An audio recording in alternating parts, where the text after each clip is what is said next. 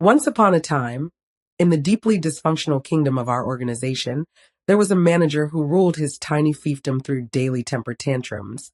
We came to call him Captain Sobel, after the abusive, incompetent, and deeply insecure officer from Band of Brothers. The name fit perfectly. The strangest part is that I'd known the man for 20 years before his reign of terror began. He had seemed like a decent person, an attorney and reserve military legal analyst for whom I had a fair amount of respect. He started as a worker bee in our financial section, a vital but notoriously insular department. Their culture was one of manufactured superiority.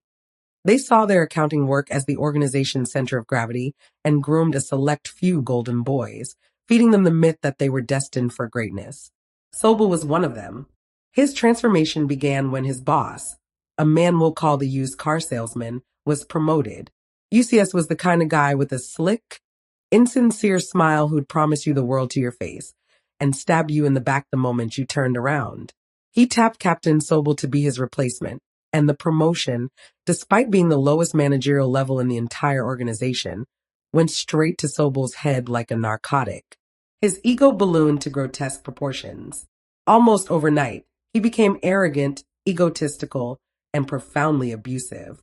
His targets were almost exclusively women and racial minorities, and his screaming fits became the stuff of legend. He would howl about a subordinate violating a minor procedural guideline 1 minute, then brazenly circumvent major security protocols for himself the next. During an orientation for a new group of interns, he completely lost his composure, screaming at the bewildered young people, "This is not a babysitting service. I am not here to babysit you." His cruelty was specific and personal. He targeted a brilliant financial analyst, a woman of color, relentlessly berating her work in public. The bitter irony was that her analysis was always flawless. He would humiliate her until she was in tears, a regular occurrence that eventually forced her to transfer for the sake of her own mental health. He went after another woman, also a minority, over a mundane report she'd written on public transportation subsidies. In the middle of the open plan office, he got in her face and screamed, "You're going to get people killed." No one, least of all the terrified analyst, had any idea what he was talking about.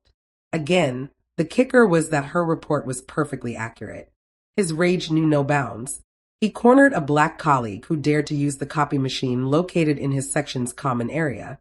Sobel's face turned a blotchy crimson, his eyes bulging as he shrieked that the man needed written permission to use his copier. The sheer, unhinged fury over something so trivial left people stunned and silent. He even physically assaulted a journalist who was taking photos in a public lobby, confiscating her phone and deleting photos without her consent. A formal complaint was filed, but the used car salesman swept it under the rug with a forced, dismissive apology from Sobel. The issue was that UCS was Sobel's direct supervisor and his biggest defender. They were thick as thieves. Every complaint that reached UCS was met with a condescending chuckle and a wave of the hand. "Oh, that's just Sobel being Sobel," he'd say. Or, "You're being too sensitive." Or, the ultimate gaslight, "Are you sure you're not just making this up?" Then, the fight became personal for me. A very good friend of mine, let's call her Maria, was involuntarily transferred into his section. Maria was an exceptional employee with a stellar reputation, but she had zero experience in finance. It was a setup for failure.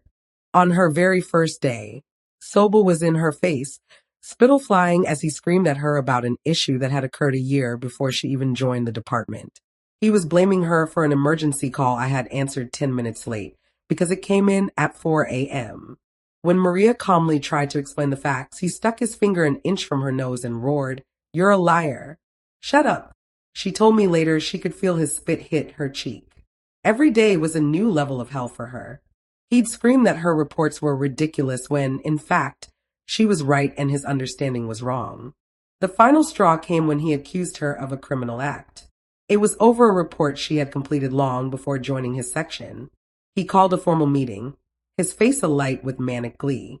"This is criminal. You did something criminal," he bellowed at her in front of a panel of colleagues. He had clearly envisioned this as her public execution.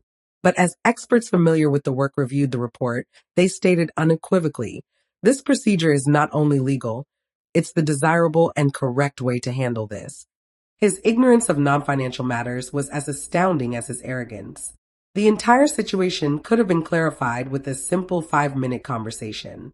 Instead, he chose screaming and baseless accusations. His face fell, a mask of childish disappointment. As the meeting concluded, he was overheard muttering to another manager, "I'll get her next time." That night, Maria and I met. This was no longer about just him. It was about stopping him. We began reaching out, and the floodgates opened. We gathered detailed accounts from nearly 24 other women he had abused. I compiled everything into a meticulously documented dossier and requested a meeting with the used car salesman. His reaction was predictable. "You're being too sensitive," he started. "Look, he has PTSD from his time in the military." "He was a legal analyst in the reserves," I countered. "He never saw combat. And even if he does have PTSD, that doesn't give him a right to abuse your employees. It's your duty as his manager to get him help, not weaponize his supposed condition as an excuse to terrorize women." I suggested a simple solution: move Maria to a different section. UCS leaned back, a smug look on his face. "It's our policy not to move the victim away from the abuser," he said smoothly.